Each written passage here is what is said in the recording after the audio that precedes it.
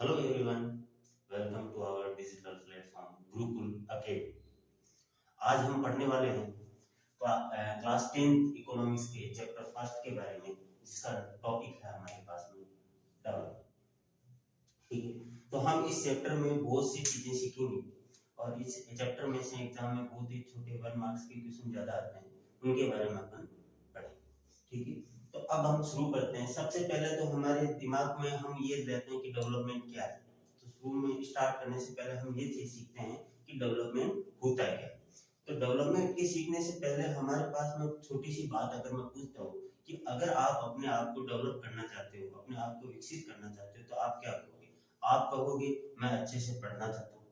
कोई जो एक बिजनेसमैन है वो कहेगा कि मैं अपनी इनकम को बढ़ाऊंगा, इस तरीके से मेरे एरिया जो एक्सपेंड जो एक्सपेक्ट एरिया ऑपरेशन है उसको मैं एक्सपेंड करना चाहूंगा। इस तरीके से वो धीरे धीरे अपने एरिया को बढ़ाना चाहेगा। उसी तरीके से एक जो शॉप फैक्ट्री मैन है वो ज्यादा चाहेगा कि ज्यादा से ज्यादा प्रोडक्शन हो। इस तरीके से हर व्यक्ति के लिए डेवलपमेंट के लिए अलग अलग आइडिया होंगे। तो इन आइडिया डेवलपमेंट जस्ट एक आइडिया ही है जिसके आधार पर हम पहले से थोड़े कम विकसित हो, उससे हम अच्छे से थोड़ा सा विकसित हो जाए, उसी को डेवलपमेंट कहता है। ठीक है, अब देखिए हम डेवलपमेंट की डेफिनेशन देखते हैं। Development means reaching from A to less prosperous state to more prosperous state. एक कम संपन्न राज्य से एक अधिक संपन्न राज्य का निर्माण होना ही क्या कहलाता है? डेवलपमेंट। अब ये अलग अलग व्यक्ति के लिए या एक अलग अलग जो अपने बात करें एरिया के हिसाब से अलग अलग हो सकता है। ठीक है, अब हम बात करें जैसे कोई व्यक्ति जहाँ पे अभी ट्रांसपोर्ट फैसिलिटी अवेलेबल नहीं है, वहां पे हमने ट्रांसपोर्ट फैसिलिटी अवेलेबल करवा दी। जहाँ पे एजुकेशन फैसिलिटी अवेलेबल नहीं है तो हमने वहाँ एजुकेशन फैसिलिटी अवेलेबल करवा दी। तो इस तरीके से एरिया के हिसाब से अलग अलग डेवलपमेंट हो सकता है। ठीक है, एक व्यक्ति के लिए अलग अलग डेवलपमेंट हो सकता है। ठीक है, तो अब इसके आधार पर हम ये कह सकते हैं कि डेवलपमेंट की अगर एक सटीक डेफिनेशन हम नहीं बता पा रहे हैं। ठीक है, तो उसके बारे में यह है कि सटीक डेफिनेशन नहीं बता पा रहे हैं, तो इसका कारण क्या है? क्योंकि हर व्यक्ति के लिए डेवलपमेंट आइडियाज अलग अलग होते हैं। अगर हम बात करें तो इसके आधार पर हम क्या कह सकते हैं कि सटीक डेफिनेशन या जो हम एक डेफिनेशन के रूप में कहें कि डेवलपमेंट ये होता है, तो लेकिन इस तरीके से हमारे पास कौन सा कंक्लूजन निकल के आता है कि development is a complex and wide concept. यानी ये बहुत ही कॉम्प्लेक्स है, जटिल है, और इसको समझने ये जो एरिया डेवलपमेंट वो भी बहुत ज्यादा विस्तृत है। ठीक है, तो इस तरीके से हम इसकी सटीक डेफिनेशन नहीं दे पाते। ठीक है, नेक्स्ट है, अब ये है जो डेवलपमेंट है हमारे साथ walk with us throughout our life. ये पूरे लाइफ हमारे साथ ये चलता रहता है। मतलब एक व्यक्ति है जिसके पास मान लेते हैं अभी 2 व्हीलर है तो वो चाहेगा कि 4 व्हीलर आ जाए। ठीक है, उसी तरीके से एक व्यक्ति के पास में जैसे मान लो कि इनकम सोर्स कम है तो वो चाहेगा कि अपने इनकम सोर्स को बढ़ाएं। कोई जिसके पास फैसिलिटी जो कम है, जिस एरिया के अंदर पब्लिक फैसिलिटीज कम है, तो वहाँ पे वो लोग, वहाँ के लोग, कम्युनिटी के, सोसाइटी के लोग वहाँ के ये चाहेंगे कि हमारे यहाँ पब्लिक फैसिलिटी ज्यादा हो।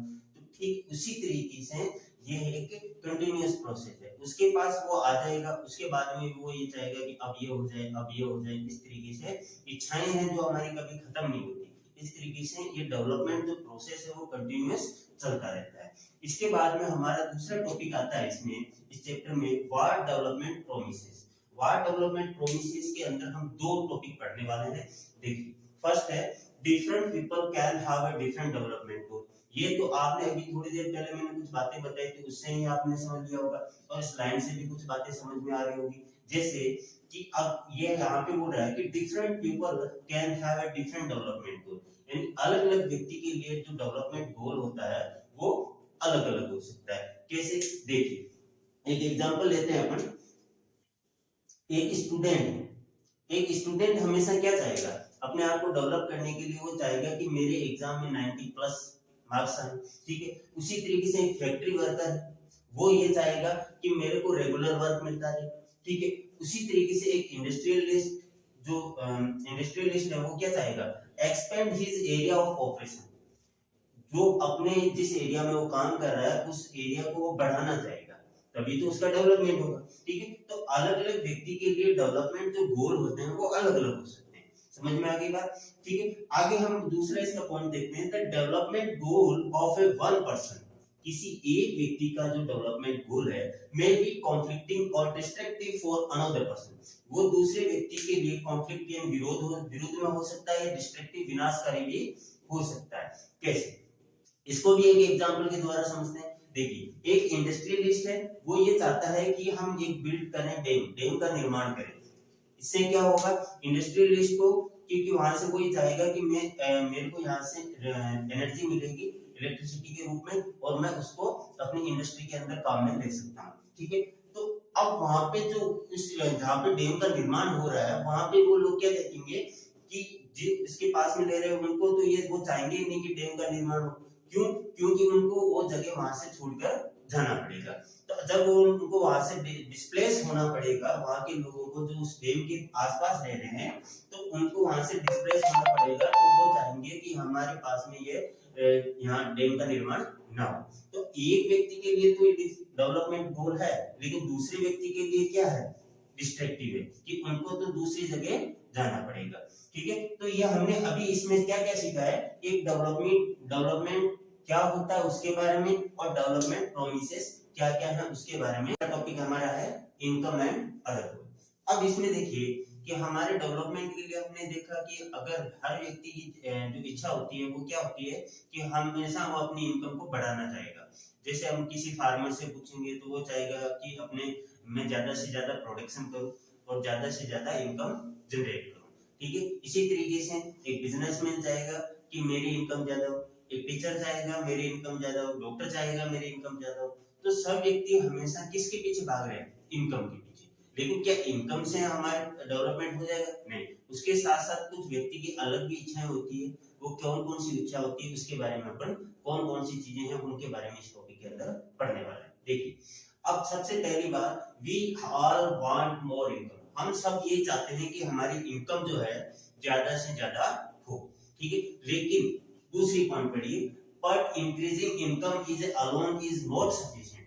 अगर हम इनकम को ही महत्व दें और दूसरी चीजों को महत्व नहीं दें, क्या इनकम का बढ़ना, आपकी जेब के अंदर पॉकेट भरा हुआ है पैसों से, और उसके बाद में आपसे कोई रेस्पेक्ट से बात नहीं कर रहा है, ठीक है, आपके साथ कोई बातचीत नहीं कर रहा है, उसके साथ साथ आपको कोई जानता नहीं है, पहचानता नहीं है, आपको किसी तरीके की कोई फैसिलिटी वगैरह अवेलेबल नहीं है, तो क्या वो पैसा किस काम का? ठीक है, इसी के साथ साथ कौन कौन सी चीजें, तो पैसे से ही हमारा डेवलपमेंट नहीं होगा। उसके साथ ये सफिशिएंट नहीं है हमारे लिए कि हमारे पास इनकम हो, लेकिन उसके साथ साथ हमारी कुछ इच्छाएं होती है। People also desire some other thing which are necessary to life respectfully। हर व्यक्ति चाहता है सम्मान के साथ जीवन जीना। ठीक है, तो कुछ व्यक्ति की अलग इच्छाएं होती है, उसके बारे में अपन पढ़ने वाले। अब लोग क्या चाहते थे? People want equal treatment, यानी सबके साथ कैसा व्यवहार हो? इक्वली, यानी सबके साथ इक्वल व्यवहार हो, किसी प्रकार का डिस्क्रिमिनेट ना हो, भेदभाव ना हो। ठीक है, उसके बाद में लिबर्टी, भाईचारा, fraternity, security, respect from other, ये सारी चीजें भी उनको चाहिए। ठीक है, अब व्यक्ति की इनकम के साथ साथ अदर गोल भी होते हैं कि वो चाहता है कि मेरे समाज में इनकम के साथ साथ मेरी वैल्यू बढ़े। ठीक है, सबके साथ इक्वल ट्रीटमेंट, मेरे साथ किसी तरीके का भेदभाव ना हो। ठीक है, और मेरे साथ सभी जो भाई बंधु हैं वो साथ में रहें, इस तरीके की उसकी कुछ इच्छाएं होती है। तो इनकम के साथ साथ हमारे अदर गोल भी होते हैं, उनको भी हमें ध्यान में रखते हैं। Our life does not depend only on the material thing, we also need many non-material things that we are mentioned above। ठीक है, अब देखिए इसमें अपने दो वर्ड आए हैं, एक तो material things and non material things. अब मटेरियल थिंग्स क्या होती है?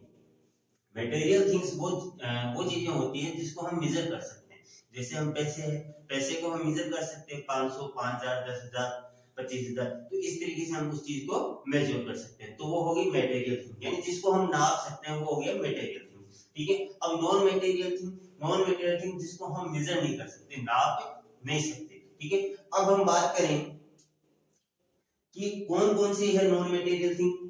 एग्जांपल के तौर पर देखिए कि हम बात करें इज्जत क्या हमें कहीं से मिल रही है, तो ऐसे थोड़ी ना कि हम उसको ऐसे मेजर कर सकते हैं कि 2 किलो मिल गई, 3 किलो मिल गई, 4 किलो मिल गई। सिक्योरिटी मिल रही है तो हमें 5 किलो मिल गई, ऐसे हम उनको चीजों को मेजर नहीं कर सकते। ठीक है। तो कुछ चीजें होती है जिनको हम मेजर नहीं कर सकते, उनको हम बोलते हैं नॉन मटेरियल थिंग्स। तो हमारी जो लाइफ है केवल इस पे डिपेंड नहीं रहती कि हमें हमेशा वैल्यू किसको देनी है, मटेरियल थिंग को, उसके साथ साथ हमें नॉन मटेरियल थिंग्स को भी वैल्यू देनी है, ठीक है। ये सारा का सारा टॉपिक आप इस एग्जांपल से अच्छे से समझेंगे। देखिए आपके पास में जॉब के लिए दो ऑप्शन है, option A and option B, ठीक है। ऑप्शन ए के अंदर आपको मिल रही है 25,000 सैलरी एंड ऑप्शन बी के अंदर आपको मिल रही है 30,000 सैलरी, ठीक है। और ऑप्शन ए के अंदर आपको 25,000 सैलरी तो कम मिल रही है, लेकिन इसके साथ कुछ फैसिलिटी मिल रही है, सिक्योरिटी मिल रही है, लर्निंग एनवायरनमेंट मिल रहा है, ठीक है, अपॉर्चुनिटी टू ग्रो, रेस्पेक्ट मिल रही है वहां पे, सराउंडिंग यानी वहां का वातावरण बहुत अच्छा, आप अच्छे से काम कर सकते हो, ठीक है। तो ये सारी फैसिलिटी मिल रही है, लेकिन यहाँ पे जो ऑप्शन बी है वहां पे कुछ नहीं मिल रहा है इनमें से। तो आप इनमें से, आपसे पूछा जाए कि इनमें से आप कौन सा ऑप्शन है चूज करेंगे जॉब के लिए, ठीक है। तो सबका आंसर ये ही होगा कि हम ए ऑप्शन की तरफ जाएंगे। वैसे पैसे कम मिल रहे हैं, लेकिन उसके साथ साथ हमें ये अदर चीजें, security, learning environment, opportunity to grow, respect, surrounding, ये सारी चीजें आपको मिल रही है। तो आप हमेशा किस ऑप्शन की तरफ जाएंगे, ए ऑप्शन की तरफ, ठीक है। तो अब यहाँ पे आपने क्या इनकम को महत्व दिया, अगर इनकम को महत्व देते तो किस ऑप्शन की तरफ जाते, ऑप्शन बी की तरफ। लेकिन आपने इनकम के साथ साथ अदर चीजों पे भी ध्यान दिया और वो चीजें ये, ठीक है। तो इस तरीके से हमारे पास में जो हम डेवलपमेंट के लिए कोई भी गोल होता है उसमें केवल इनकम ही नहीं होता, उसके साथ साथ अदर गोल भी होते हैं, ठीक है। तो इस ऑप्शन एग्जांपल से आपको अच्छे से समझ में आया होगा, ठीक है। अब हमारा ये टॉपिक है, नेक्स्ट टॉपिक नेशनल डेवलपमेंट।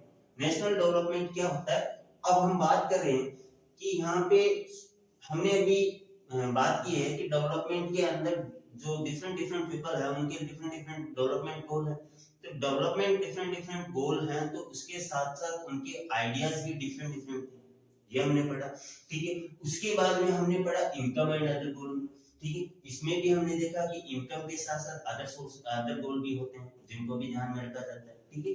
तो अब अगर हम बात करें नेशनल डेवलपमेंट के लिए, अब मैं आप ही से पूछता हूं कि हम बच्चों बताओ कि किस तरीके से हम नेशनल डेवलपमेंट कर सकते हैं।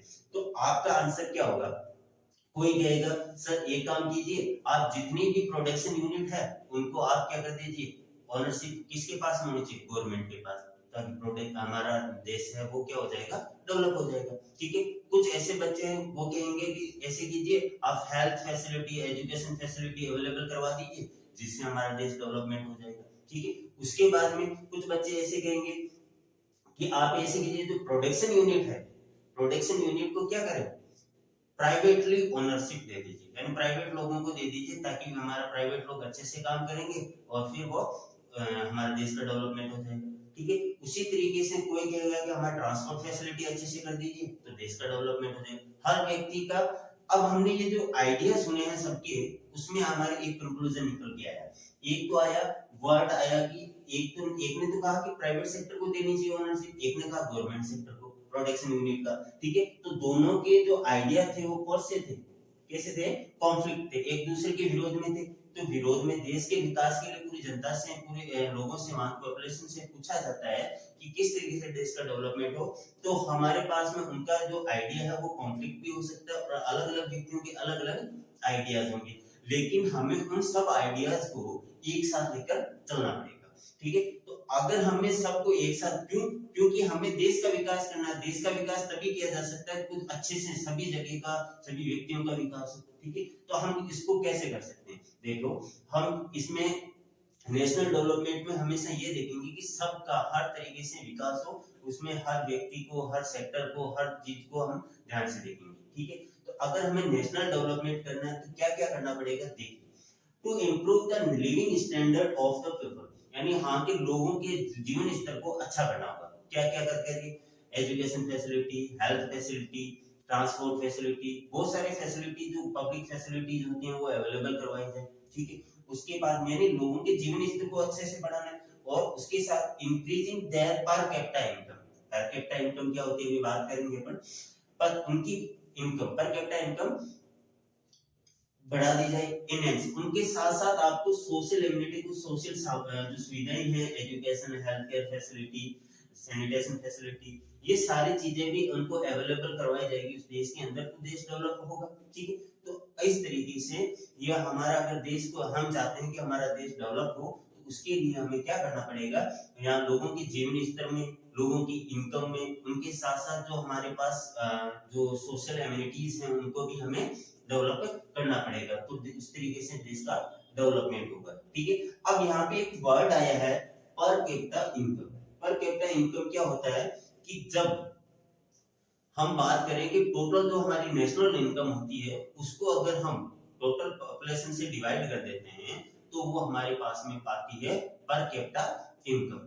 ठीक है, तो अब हमारे पास में ये पर कैपिटा इनकम। अब दूसरा क्वेश्चन आ गया, नेशनल इनकम क्या है? तो नेशनल इनकम वो इनकम होती है जो हमारे एक बाउंड्री लाइन के अंदर हमने जितनी इनकम जनरेट, जितने लोग रहते हैं उन सब की इनकम का टोटल। ठीक है, तो इनकी अभी भी डेफिनेशन लिखवाते हैं आपको, और ये जो मैं लिखवाता हूँ आपको, ये लिख के जो है इनकी आप जब आपको बीच में एक क्या ले ले, एक स्क्रीनशॉट ले लें और अपनी नोटबुक में नोट कर लें, ताकि आपको जब आप वापस रिवीजन करें तो इनको अच्छे से रीड कर सकते हैं। ठीक है, तो अब हम अगले टॉपिक की तरफ बात करेंगे।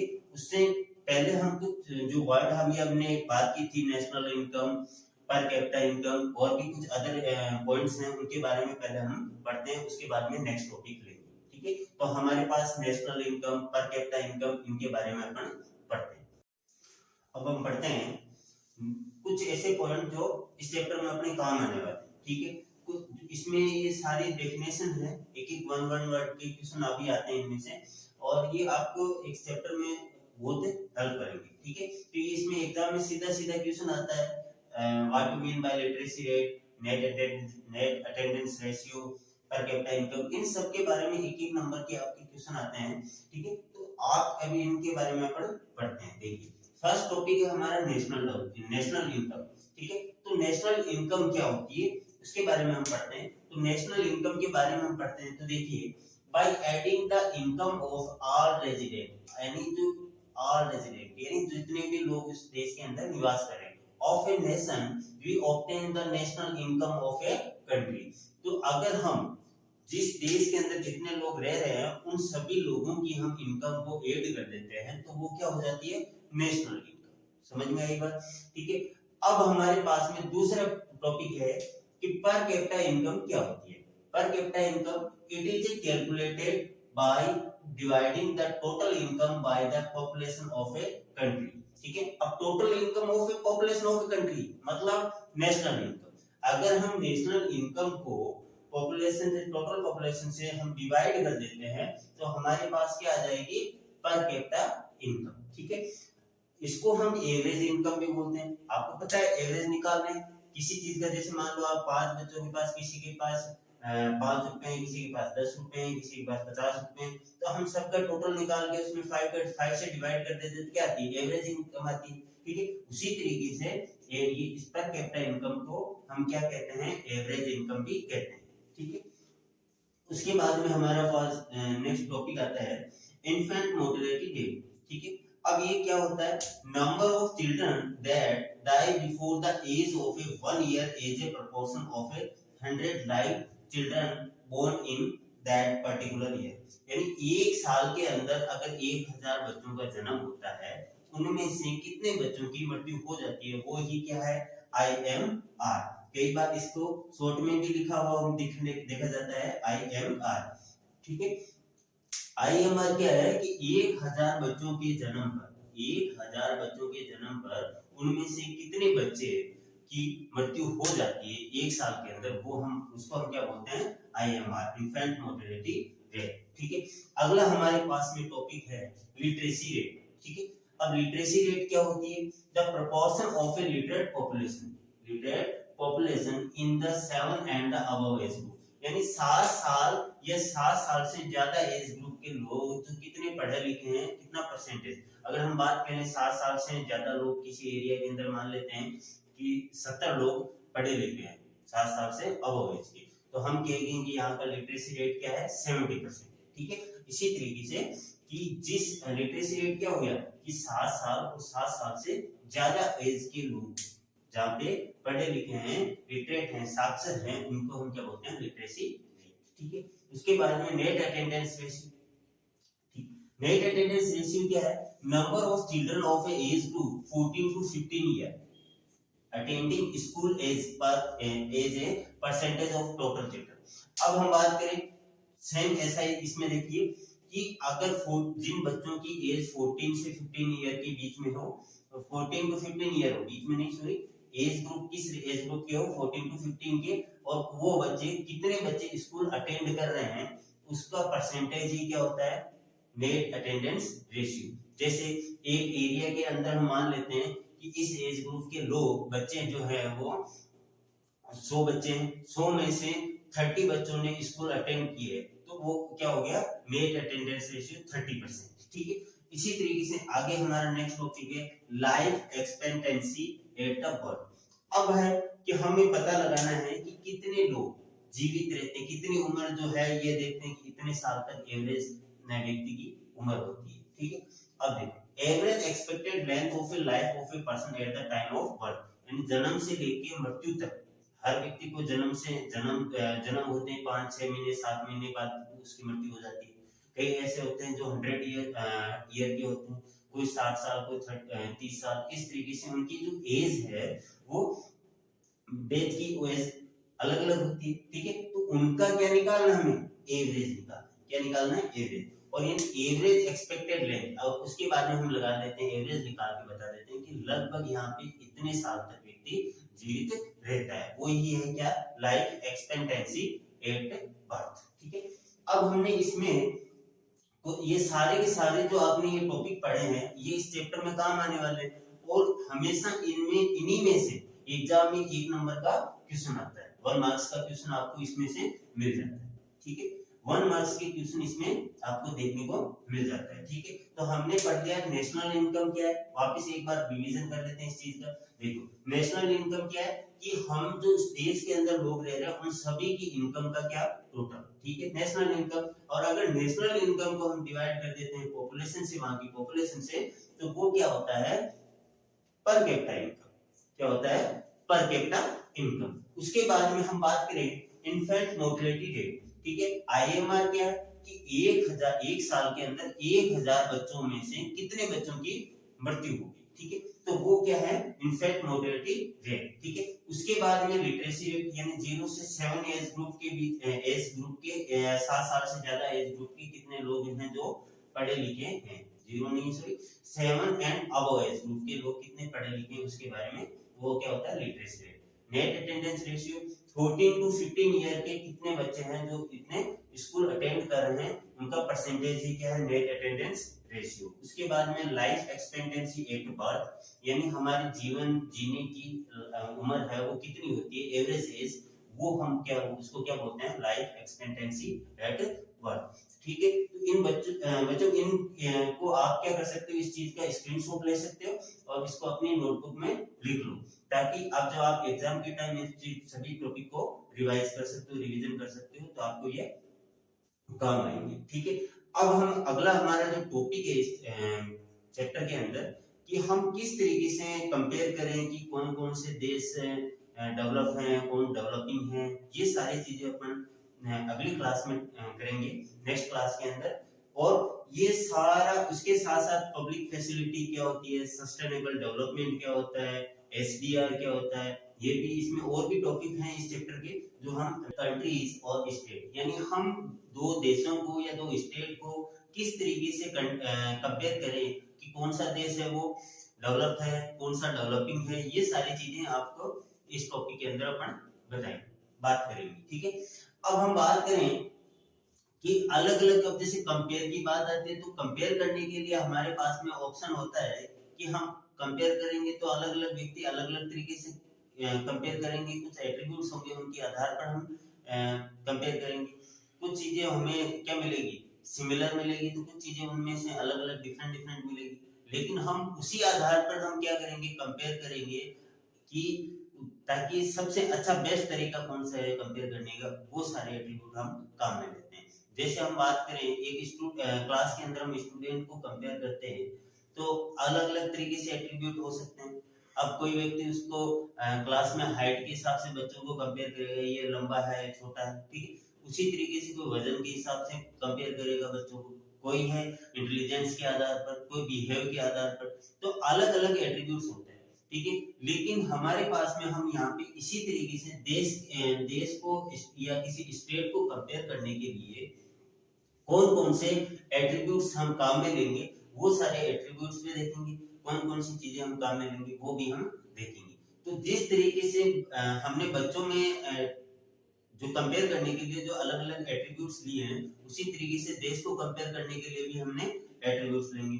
तो उसमें सबसे पहला होता है इनकम, यानी नेशनल इनकम बोल दो या इनकम बोल दो, यानी उसी देश में जो जितने लोग रह रहे हैं उन सब के आधार पर हम क्या करेंगे, देश को कंपेयर करेंगे कि ये देश अच्छा है, ये देश जो अमीर है और ये गरीब है, ठीक है, रिच एंड पुअर के बारे में, ठीक है। अब हम बात करें इनकम को, अगर हम एट्रीब्यूट के इनकम एट्रीब्यूट के आधार पर हम कंपेयर करते हैं देश को, दो देशों को, तो हमारे पास में क्या होता है कि ऐसी कंट्री जिनकी इनकम ज्यादा होगी तो वो क्या है, रिच कंट्री। ऐसी कंट्री जो जिनकी इनकम कम है तो वो क्या होगी, पुअर कंट्री, ठीक है। तो अब इनकम के आधार पर हमने कंपेयर कर लिया। अब इनकम के आधार पर ये भी देखते हैं कि उनका जो रिच कंट्री है वहां के लोगों का जीवन स्तर है, जो लिविंग स्टैंडर्ड है वो भी अच्छा है, ठीक है। लेकिन जो पुअर कंट्रीज है वहां के लोगों का जीवन स्तर कैसा होगा, थोड़ा डाउन होगा, ठीक है। इसी तरीके से अगर हमें उनके जीवन स्तर को बढ़ाना है जो पुअर कंट्रीज के अंदर, तो हमें उस देश के वहां देश की इनकम को बढ़ाना शुरू करना पड़ेगा, ठीक है। तो इसी तरीके से ये एक एट्रीब्यूट हो गया कि इनकम के आधार पर। लेकिन इसके अंदर कुछ बातें हैं वो छुप जाती है। कौन सी छुप जाती है, कौन सी बातें हैं, अब देखिए, अगर हम बात करें कि अगर हम इनकम को ही ये मानते हैं कि इनकम ही के आधार पर ही हम देश को कंपेयर करते हैं, तो इसमें एक कमी रहती है। वो कमी क्या है, देखो कि हो सकता है कि देश की हो सकता है कि होती भी है, किसी देश की पॉपुलेशन ज्यादा है तो किसी देश की पॉपुलेशन कम है, ठीक है। अगर हम देखें कि जैसे मान लीजिए कि किसी देश की इनकम जो पॉपुलेशन है वो ज्यादा है, किसी देश की पॉपुलेशन ज्यादा है तो उस देश की इनकम भी ज्यादा होगी, और जिस देश की पॉपुलेशन कम हुए तो उसकी इनकम भी क्या होगी, कम होगी। तो ये तो बेस्ट ऑप्शन नहीं रहा हमारे पास दो देशों को कंपेयर करने का। उसके बाद में हम बात करेंगे तो इसमें क्या है, क्या होता है कि हम पता ही नहीं लगता कि कितने लोग वहां पे काम कर रहे हैं उस देश में, कितने लोग काम नहीं कर रहे, ये सारी चीजें वहां पे पता ही नहीं चलती, ठीक है। तो अगर हम बात करें तो पर कैपिटा इनकम, यानी हम क्या निकालेंगे, एवरेज इनकम, वहां की हम क्या निकालेंगे, एवरेज इनकम। तो एवरेज इनकम के आधार पर यानी हर व्यक्ति की इनकम निकाल के फिर हम दो देशों को कंपेयर करेंगे। तो पर कैपिटा इनकम और नेशनल इनकम हमने पिछली क्लास में भी बात की थी डेफिनेशन के बारे में, जहां पे मैंने लिखवाई भी थी ये चीजें, ठीक है। उसके बाद में हम बात करें पर capita income, per capita income के बारे में भी हमने पिछली क्लास में चर्चा की थी। पर कैपिटा इनकम जो है उसके आधार पर दो देशों को कंपेयर करना, ठीक है। अब पर कैपिटा इनकम क्या होती है, नेशनल इनकम को अगर हम उसकी पॉपुलेशन से डिवाइड करते हैं तो पर कैपिटा इनकम आती है। अगर पर कैपिटा इनकम के आधार पर हम क्या निकालें, कंपेयर करें दो स्टेट को या दो कंट्री को, तो उसी का यानी पर कैपिटा इनकम को आधार मानकर इस कौन, वर्ल्ड बैंक। अब यहाँ पे एक वर्ल्ड बैंक जो वर्ड आया है, ये वर्ल्ड बैंक है, एक क्या है, इंटरनेशनल फाइनेंशियल इंस्टीट्यूशन है, जो कब से शुरू हुआ, 1944 से, और ये इसका जो मुख्यालय है वाशिंगटन डीसी यूएसए के अंदर है। इसने पर कैपिटा इनकम के आधार पर कुछ अपना तरीका अपनाया है दो देशों को कंपेयर करने के लिए। उसमें है इन वर्ल्ड बैंक के अनुसार जिस कंट्री की, यहाँ पे यूएस डॉलर की हम बात करेंगे, यूएस डॉलर जिस कंट्री की पर कैपिटा इनकम 12,056 यूएस डॉलर है, वो किस कंट्री के अंदर आएंगे, रिच कंट्री के अंदर, ठीक है। उसके बाद में हमारे पास में जिन कंट्रियों की 12,056 से लेके 955 के बीच में अगर जिनकी पर कैपिटा इनकम है यूएस डॉलर के अंदर, तो वो किस में आएंगे, मिडिल इनकम कंट्रीज के अंदर, ठीक है। और लेस देन 955 यूएस डॉलर तो वो है लो इनकम कंट्रीज। तो ये कौन बता रहा है, ये बता रहा है वर्ल्ड बैंक, ठीक है। ये world bank world development report निकालता है, और ठीक है। अब ये वर्ल्ड बैंक ने कौन सा तरीका अपनाया, पर कैपिटा इनकम का, कि पर कैपिटा इनकम के आधार पर उन्होंने डिसाइड किया कि कौन सी कंट्री है जो रिच कंट्री है, कौन सी कंट्री है जो मिडिल इनकम कंट्री है, कौन सी लो इनकम कंट्री है। और अकॉर्डिंग टू दिस, इसके अनुसार इंडिया जो है वो उसकी इनकम कितनी है अभी पर capita income 1820 US dollar per annum, ठीक है। और ये भी पर एनम की बात है, ठीक है। तो पर एनम है, तो यहाँ पे जो इंडिया की जो मिडिल, कौन सी कंट्री के अंदर आता है, मिडिल इनकम कंट्री के अंदर, ठीक है। तो वर्ल्ड बैंक जो है वो 3 तरीके अपनाता है इन कंट्रियों को कंपेयर करने के लिए। पहला है 12,056 rich country, 12,056 to 955 middle income, and 955 less than 955 low income countries, ठीक है। उसमें इसकी बात करें इंडिया की, तो इंडिया किसमें आता है, मिडिल इनकम। क्यों? क्योंकि इसकी जो पर कैपिटा इनकम है वो कितनी है, 1820 यूएस डॉलर पर, ठीक है। तो ये हो गया हमारे पास में वर्ल्ड बैंक के द्वारा पर कैपिटा इनकम के आधार पर, वर्ल्ड बैंक जो है पर कैपिटा इनकम के आधार पर दो देशों को कंपेयर करता है, ठीक है। अब हम बात करें इसमें इन दोनों चीजों में कुछ लिमिटेशन, कौन कौन सी लिमिटेशन है। पहली लिमिटेशन है how many people are employed and how many are not. ये पता ही नहीं चलता कि कितने लोग एम्प्लॉयड हैं कितने अनएम्प्लॉयड हैं। एग्जांपल के तौर पर देखें कि अगर हम मान लेते हैं इनकम को, अगर मान लो किसी परिवार की इनकम 90,000 है, अगर हम उसमें 3 मेंबर हैं, तो अगर एवरेज निकालेंगे तो कितना आएगा, 30,000। अगर अभी हम बात करें, हो सकता है इसमें ए बी सी 3 मेंबर है, उनमें ये 90,000 केवल अकेला ए ही कमा रहा हो, अर्न कर रहा हो, ठीक है, लेकिन बाकी लोग काम ही नहीं कर रहे, तो ये हमें पता नहीं चलता किसके आधार पर, इस कंपैरिजन के आधार पर, ठीक है। उसके बाद में how many people are earning very low income. अब कोई व्यक्ति, अब जैसे पर कैपिटा इनकम निकाल रहे हैं, तो हो सकता है अब ए बी सी 90,000, तो ये मान लेते हैं एक जो कमा रहा है वो 10,000 कमा रहा है और ये बाकी 40 कमा रहे हैं, ठीक है। इसके आधार पर भी अगर हम एवरेज निकालेंगे तो भी क्या आएगा, 30,000। तो अब कौन सा व्यक्ति कम कमा रहा है, कौन सा ज्यादा कमा रहा है, ये भी हमें पता नहीं चलता। तो ये दोनों ये इसकी लिमिटेशन। उसके बाद में हम बात करें compare nation as a many other factor, और अदर फैक्टर को तो इसने ध्यान ही नहीं दिया। अदर फैक्टर भी तो जरूरी है। कौन कौन से अदर फैक्टर, जैसे हमने कहा था पिछली क्लास में हमने पढ़ा था इनकम एंड अदर गोल्स, उसमें हमने देखा था कि अलग अलग व्यक्ति के अलग अलग डेवलपमेंट गोल होते हैं, और कुछ उसमें क्या होता है कि इनकम के साथ अदर गोल को भी वो क्या करता है, अपने डेवलपमेंट में शामिल करने की कोशिश करता है, ठीक है। अगर डेवलपमेंट तो तभी अच्छे से डेवलपमेंट तभी होगा जब इनकम के साथ साथ अदर गोल भी उसको रेस्पेक्ट सिक्योरिटी वगैरह जो है मिलती रहेगी, ठीक है। तो अदर इनकम के जो इनकम के अलावा भी हैं उनको भी वो ध्यान उन फैक्टर पे भी वो ध्यान देता है। तो यहाँ पे इनकम को ही फैक्टर मान के केवल इंडिकेटर किसको माना जा रहा है, इनकम को ही, अदर फैक्टर की तरफ ध्यान ही नहीं दिया जा रहा है। अब हम बात करें दूसरा हमारा एक इसमें टॉपिक है इनकम एंड अदर क्राइटेरिया। अब इनकम एंड क्राइटेरिया भी इसी लिमिटेशन से जुड़ता हुआ, देखिए इनकम में भी one of the indicator to compare two nation, यानी इनकम एक इंडिकेटर हो सकता है दो देशों को कंपेयर करने के लिए, but it is not sufficient, ये सफिशिएंट नहीं है। इसके साथ साथ कुछ अदर फैक्टर भी हैं जिनकी हमें जरूरत होती है देशों को कंपेयर करने के लिए। और इस चीज को समझने के लिए हम देखो ये दो हमने टेबलें बनाई है, टेबल है, दो टेबल, इन टेबल के आधार पे आप समझ सकते हैं, ठीक है। अभी आपको मैं अच्छे से ये समझाऊंगा, देखिए अगर हम अदर फैक्टर और इनकम दोनों के आधार पर, अब ये दोनों टेबल के आधार पर देखेंगे, दोनों पर इस पे चर्चा करते हैं अपन। देखो नंबर 1 फर्स्ट टेबल जो है पर कैपिटा इनकम। हमने इनकम को सो फैक्टर मान के एक और फिर हम तीन स्टेट के बारे में क्या कर रहे हैं, कंपैरिजन कर रहे हैं। पहला है हरियाणा, केरला और बिहार, ठीक है। तीनों की बात करें, ये पर कैपिटा इनकम है अलग अलग स्टेट की। इसके आधार पर अगर हम देखें, देखो हरियाणा की जो पर कैपिटा इनकम है 1,80,174 1,80,174, ठीक है।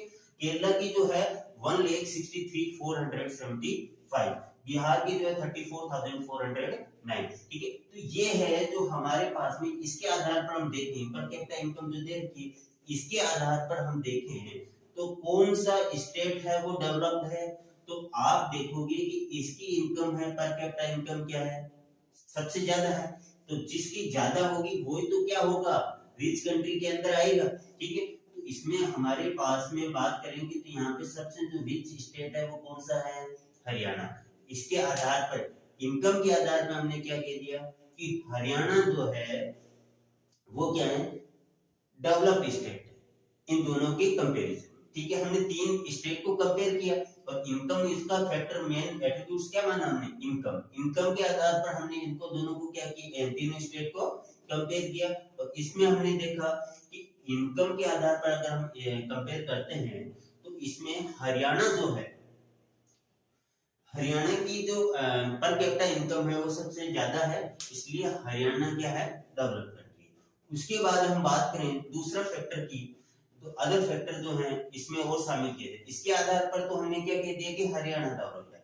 लेकिन अगर हम दूसरी बात करें, ये हमने पिछली क्लास में बात की थी IMR, infant mortality rate, literacy rate, net attendance ratio, इसके बारे में हमने पिछली क्लास में चर्चा की थी। ठीक है, यहाँ पे IMR यानी 1000 बच्चों के जन्म होने पर एक साल के अंदर उनमें से कितने बच्चों की मृत्यु हो जाती है, वो है IMR। लिटरेसी रेट, कितने 7 एज से अबव बच्चे हैं वो कितने पढ़े लिखे साक्षर हैं, उसके बारे में।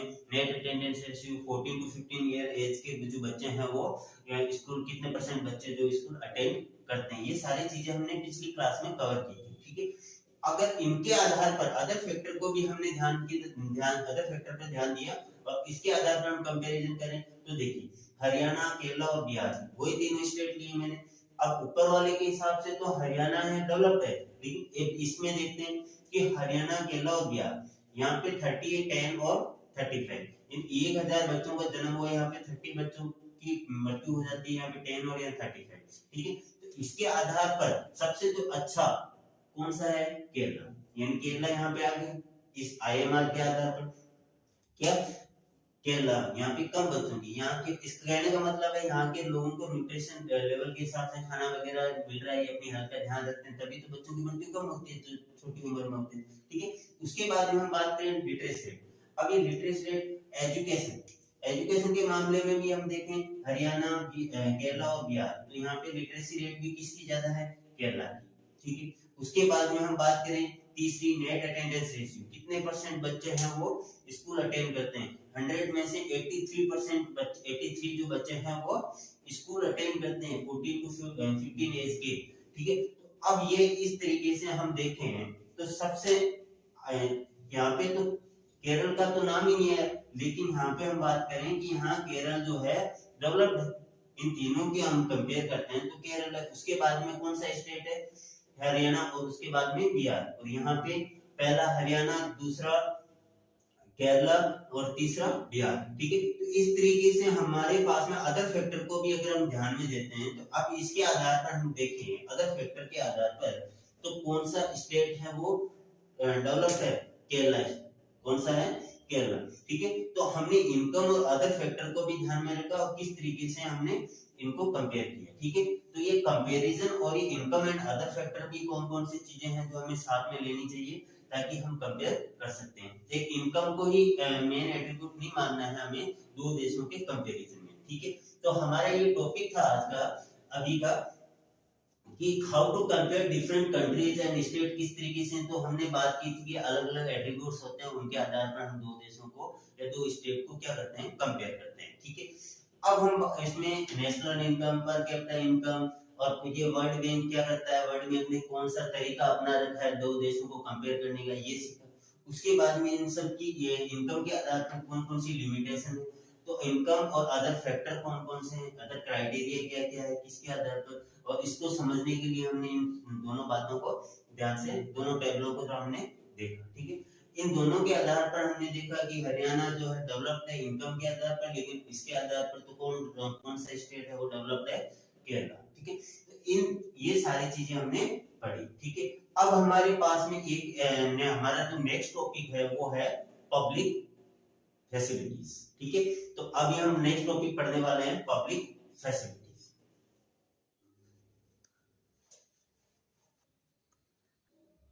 अब हमारा टॉपिक है पब्लिक फैसिलिटी।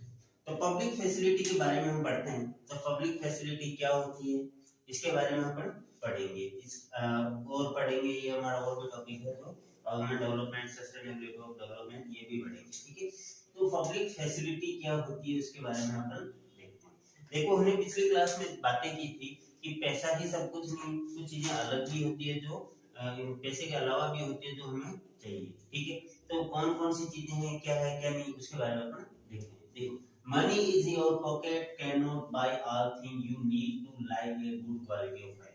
अपने जीवन को अच्छी क्वालिटी वाला जीवन जीने के लिए हम बात करें तो पैसा ही सब कुछ नहीं है। आपकी जेब में पैसे हैं लेकिन आप सब कुछ चीज वहां से उस पैसे से खरीद नहीं सकते। ना फ्रेंडशिप, परिवार और भी चीजें होती है जो आप या पैसों के द्वारा नहीं खरीद सकते। ठीक है, तो पैसा ही सब कुछ नहीं होता है, इसके अलावा भी कुछ अलग चीजें भी होती हैं जो हमें ध्यान में रखनी होती है। So income is not the sole indicator of development because money can not buy everything. यानी पैसे से हम सब कुछ नहीं खरीद सकते, पैसे के अलावा भी हमें कुछ चीजें चाहिए। जैसे एग्जांपल देखते हैं, हमारे एक अभी थोड़े दिनों पहले एक बहुत ही बड़ी महामारी के रूप में आया था वायरस, कोरोना वायरस डिजीज। ठीक है, तो इसमें हमारे पास लोगों के पास पैसा भी बहुत था, लेकिन वो पैसे वाले ऐसे थोड़े ना कि 2000 का नोट दिखा के ऐसे बोल देंगे कि भाई बीमारी है, इन्फेक्शन कोरोना वायरस साइड में हो जाएगा। नहीं, वो 500 का नोट दिखा के तो उस वायरस बीमारी से दूर भाग नहीं सकते। लेकिन अब ये जो कोरोना, पैसे तो बहुत थे लोगों के पास, लेकिन उससे मिटने के कोरोना वायरस से लड़ने के लिए पैसे ही उनके पास में थे, लेकिन पैसों से वो लड़ नहीं सकते थे। ठीक है, अब 2000 का नोट या 500 का नोट लेकर लड़ना शुरू कर दिया, ऐसा नहीं था।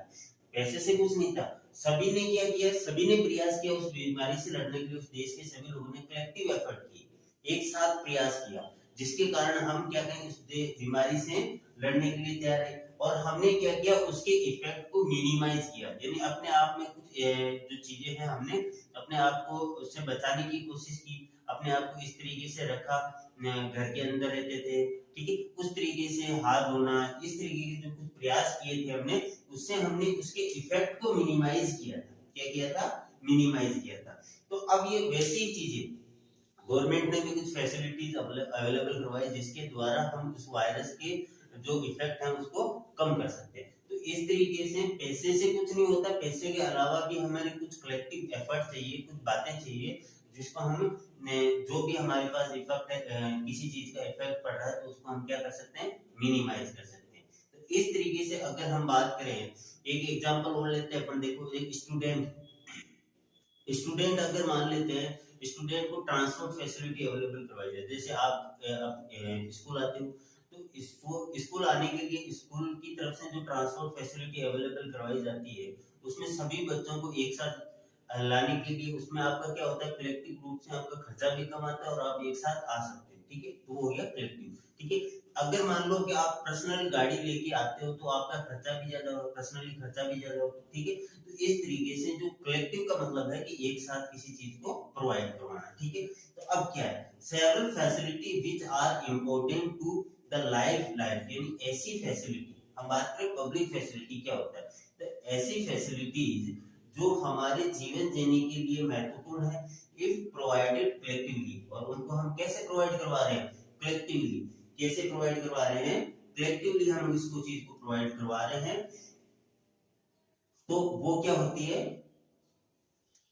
कॉस्टलेस होती है, उसके पैसे हमें कम लगते हैं। ठीक है, जैसे ट्रांसपोर्ट फैसिलिटी है, सिक्योरिटी है, इन सब चीजों को देखते हैं, तो ये हमें बहुत ही, जैसे सिक्योरिटी गार्ड, आप अपने घर का सिक्योरिटी गार्ड रखते हो या पूरे कॉलोनी के लोग एक सिक्योरिटी गार्ड रखते हैं, तो कौन सा सस्ता पड़ेगा, तो कॉलोनी के लिए रखा जाए। ठीक है, तो हम कलेक्टिव रूप से जो हमारे जीवन, ऐसी सुविधाएं, ऐसी फैसिलिटी जो हमारे जीवन जीने के लिए जरूरी है, उनको हम कलेक्टिव रूप से प्रोवाइड करवाएं, तो वो क्या होगी, कॉस्टलेस होगी, खर्चा उसमें कम आएगा। So we have can say that a public facility क्या है, those facility which are provided collectively, यानी कैसे सामूहिक रूप से प्रोवाइड की जाती है, to the people are called the public facilities.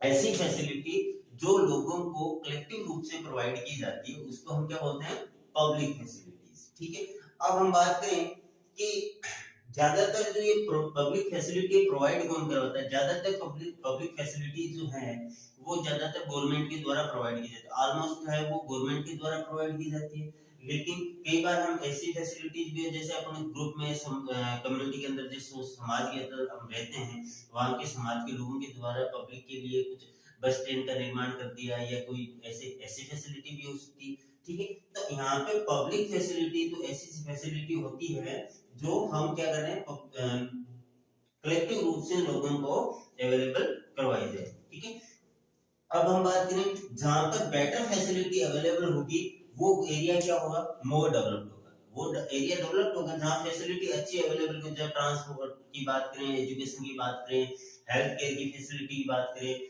और भी बहुत सारी फैसिलिटी जो जहां पे ज्यादा होगी और अच्छी होगी, जहां अच्छी वो डेवलप्ड होगा, वो स्टेट वो कंट्री क्या होगा, डेवलप्ड। ठीक है, लेकिन जहां पे ये फैसिलिटीज अवेलेबल नहीं है, नॉट अवेलेबल, ऐसी फैसिलिटी जहां पर अवेलेबल नहीं है, तो वहां पे वो लोग क्या कर रहे हैं, डेवलपमेंट के लिए स्ट्रगल करते हैं। ठीक है, तो ये था हमारा टॉपिक पब्लिक फैसिलिटीज के बारे में। ठीक है, अब हम पढ़ते हैं human development report. Human development report है वो कौन पब्लिश करता है, ये पब्लिश करता है यूएनडीपी, जिसका मुख्यालय जो है न्यूयॉर्क के अंदर है। जिसके अब आपके एग्जाम में हर बार कई बार ऐसे क्वेश्चन भी पूछता है कि what full form of SDR UNDP. तो फुल फॉर्म में आप बता सकते हो कि UNDP United Nation Development Programme. UNDP की फुल फॉर्म क्या है, यूनाइटेड नेशन डेवलपमेंट प्रोग्राम। ठीक है, तो ये एचडीआर का भी फुल फॉर्म पूछा जा सकता है। ठीक है, अब हमने एक टेबल बनाई है यहाँ पे, देखिए ये वाली, इसमें अपने यह हम बात करेंगे जो अपने भारत के जो इंडिया के जो पड़ोसी देश हैं उसके बारे में इन्होंने एसबीआई ने कौन कौन सी रैंक दे रखी है उसके बारे में अपन देखेंगे। ठीक है, ये है डॉलर के अंदर इनकी पर कैपिटा इनकम हर देश की, और life expectancy, mean of schooling year, और फिर है एसडीआई रैंक, यानी कौन कौन सी रैंक। अब हम बात करें इंडिया की, एसडीआई रैंक कौन सी है, तो यहाँ पे 130। ठीक है, तो ये इस टेबल के अनुसार। ठीक, अब हम बात करें ये अलग अलग देशों की हमने दे रखी है। ठीक है, अब किसी देखो कि नेपाल है, बांग्लादेश, पाकिस्तान, म्यांमार, इंडिया, श्रीलंका, इन सब की हमने पर कैपिटा इनकम दे रखी है। ठीक है, और लाइफ एक्सपेक्टेंसी, अब जैसे यहाँ पे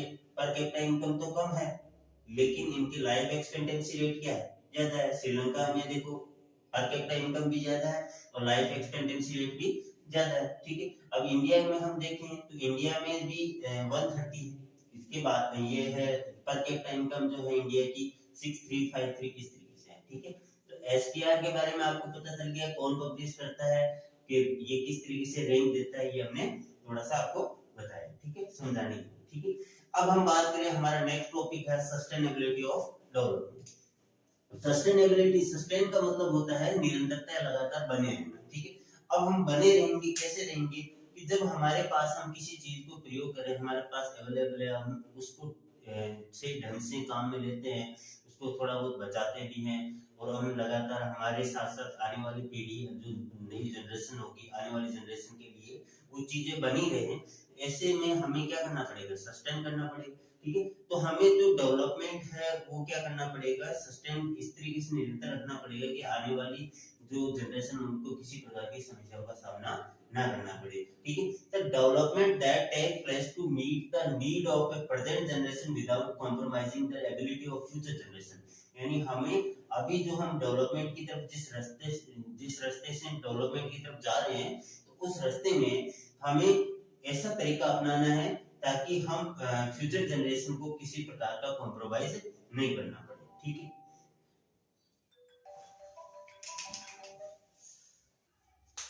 अब हमारा टॉपिक है सस्टेनेबिलिटी ऑफ डेवलपमेंट। सस्टेन का मतलब क्या होता है, निरंतरता। अगर हमें किस तरीके से क्या होता है, ये भी देखो, पहले रीड करते हैं इसको। The development that take place to meet the needs of present generation without compromise the ability of future generation to meet their own needs। यानी हमें इस तरीके से डेवलपमेंट की ऐसा तरीका अपनाना है जिसमें हमारे प्रेजेंट जो जनरेशन है वो तो डेवलप हो ही हो, साथ साथ हम फ्यूचर जनरेशन को किसी प्रकार का कॉम्प्रोमाइज ना करना पड़े, यानी फ्यूचर जनरेशन के बारे में भी हमें सोचना है। ठीक है, उसके बाद में कई साइंटिस्ट ने ये वार्निंग भी दी है कि अभी जो हमारा जो डेवलपमेंट हो रहा है वो क्या नहीं है, सस्टेनेबल नहीं, वो क्या नहीं है, सस्टेनेबल डेवलपमेंट नहीं है। ठीक है, अब कैसे, क्योंकि उनके अनुसार अभी हम देखें कि जो हमारा जो एनवायरनमेंट है वो लगातार डिग्रेड हो रहा है। ठीक है, उसके साथ साथ हमारा जो ग्राउंड वाटर है वो भी धीरे धीरे, जितना हमारे पीने के लिए पानी, आप देखते हैं कई जगह पानी के लिए आपस में लड़ते हुए, ठीक है, पानी की व्यवस्था नहीं है, कहीं पानी आता नहीं है काफी दिनों से, तो ये सारी व्यवस्थाएं आपको देखने को मिलती है। ठीक है, तो ये इस कारण से जो है आने वाले टाइम में फ्यूचर जनरेशन के लिए वो समस्या क्रिएट हो सकती है। ठीक है, उसके बाद में हमें क्या करना चाहिए, इस सस्टेनेबल डेवलपमेंट को बनाए रखने के लिए हमें क्या करना पड़ेगा, हमें ऐसा काम करना पड़ेगा कि renewable energy resources instead of, यानी यूज करना है रिन्यूएबल रिसोर्सेज एनर्जी को हमें ज्यादा लेना काम में instead of non renewable energy resources. ठीक है, अब रिन्यूएबल और नॉन रिन्यूएबल रिसोर्स एनर्जी क्या होती है, ये देखो हम बात करें, जैसे हम जो अपनी पवन ऊर्जा है उसको हम वापस बना सकते हैं, सौर ऊर्जा है उसको हम वापस बना सकते हैं, लेकिन नॉन रिन्यूएबल के अंदर हम बात करें, जैसे कोई चीज हमारे पास नेचुरल रिसोर्सेज हैं, जैसे पेट्रोलियम वगैरह है, इनको हम एक बार काम में लेने के बाद इनको बनने में काफी लंबा टाइम लगेगा। ठीक है, तो ऐसे रिसोर्सेज जो रिन्यूएबल एनर्जी रिसोर्सेज को काम में लेना है, जिससे हम वापस क्या कर सकते हैं, उस एनर्जी को वापस क्रिएट कर सकते हैं, और इन रिसोर्सेज को हमें नॉन रिन्यूएबल रिसोर्सेज को कम मात्रा में प्रयोग करना है। ठीक है, तो इस तरीके से ये हो गया अपना topic sustainable development, sustainability of development. तो डेवलपमेंट को सस्टेन करने के लिए हमें फ्यूचर जनरेशन की तरफ ध्यान रखना है। ठीक है, और ये हमारा किस तरीके से साइंटिस्ट ने क्या रखा है कि हमारे जैसे degradation of A ground water, ये वार्निंग दे रखी है, तो क्यों दे रखी है ये आपको समझ में आया होगा। ठीक है, अब हम बात करें कि हमारे जो इस क्लास के अंदर हमने बात की इस टॉपिक की, public facility, human development report और ये सस्टेनेबिलिटी ऑफ डेवलपमेंट। ठीक है, तो ये सारी चीजें अब अपने इस चैप्टर में, या चैप्टर यहाँ तक कंप्लीट होगा, और इसमें सारे जितने टॉपिक है मैंने कवर किए। आगे हम नया टॉपिक लेके आएंगे, नया चैप्टर लेके आएंगे अगली क्लास में। तब तक आप इस चैप्टर के बारे में अच्छे से रीड करें, अच्छे से इनको देखें, नोट्स बनाएं। ठीक है, और एग्जाम ऑफ व्यूज से ये जो डेवलपमेंट जो चैप्टर है, इसमें ज्यादातर जो 1 मार्क्स 2 मार्क्स छोटे छोटे क्वेश्चन आते हैं, उनके बारे में अच्छे से तैयारी करें। जल्द ही मिलते हैं अपने नेक्स्ट क्लास में। ठीक है, तो बच्चों ये ठीक है, ये हमने पूरा टॉपिक कवर किया इस चैप्टर। इसके अलावा अपना जो डेवलपमेंट चैप्टर है वो कंप्लीट होता है। इसके बाद में हम अपना नया अगली क्लास के अंदर नया टॉपिक नए चैप्टर से स्टार्ट करेंगे। तब तक के लिए धन्यवाद।